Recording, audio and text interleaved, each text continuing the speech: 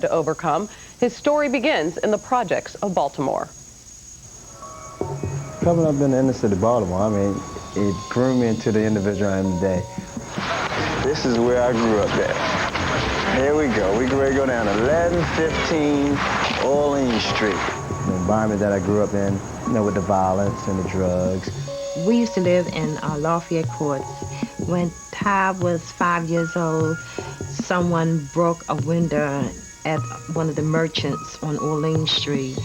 The merchant was very upset, and he just came out shooting wildly. There was a lot of us outside, and we started running, and, you know, I was unfortunate. I slipped.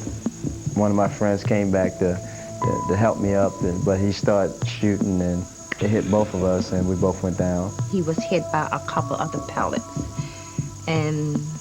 but he was not hurt very seriously or anything.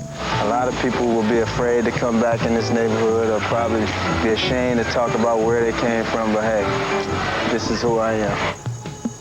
Muggsy had quite a reputation around the city of Baltimore. It really started in the recreational leagues. Everyone was talking about this little kid who could really direct a basketball team. What did your mom tell you when you used to come home? And did you ever come home and cry and say, "Mom, I wish I was tall"? Well, I didn't actually cry, but I just always come in and whine to her. You know, I never wished that I was tall. I never wished I was tall. I always just, you know, just tell about the things that were said, and, you know. What were some of the worst things that people said to you? You know, you always hear short jokes, you know, Webster, and, you having you sitting on the curb with your feet swinging off, you know, all that sort of thing. But, you know, you take it to heart when you're playing something that you have a passion for, you know, the game of basketball. A lot of the taller players would make fun of him, asking him, what is he doing here? He don't belong. And by people teasing him about his size, that made him more determined to prove to them that he could do what they can do. I felt that I can be a star. I felt I can be just as big as any other kid that played the game of basketball. He was like a little Pied Piper. You know, all the little kids would want to follow behind him and you know, just touch him, and because he was a kid that could make the basketball sing. When you were 12 years old, your father was sent to prison for armed robbery, so he wasn't around when you were starring at Dunbar High School.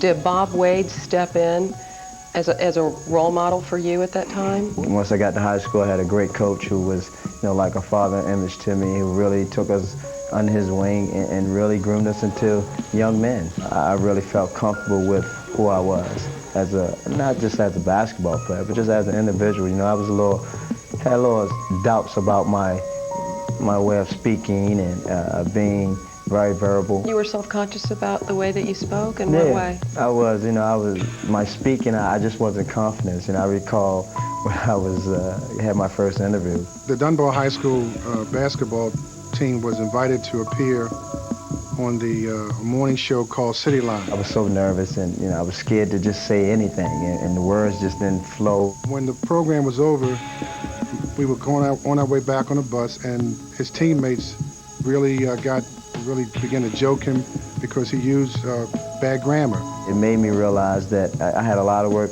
to do, you know, for myself as far as beyond basketball.